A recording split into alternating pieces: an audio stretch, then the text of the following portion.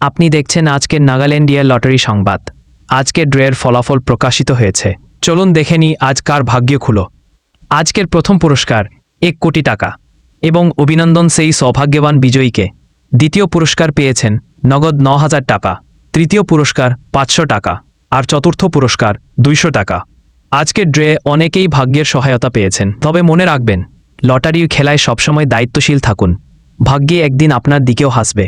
যারা এখনও ticket check করেননি, দ্রুত আপনার দিয়ে লটারির টিকিট নাম্বার মিলিয়ে নিন। হয়তো পরের কোটি টাকার জয় আপনারই হতে পারে। আরও এমন লটারি আপডেট পেতে চ্যানেলটি লাইক, শেয়ার ও সাবস্ক্রাইব করতে ভুলবেন না।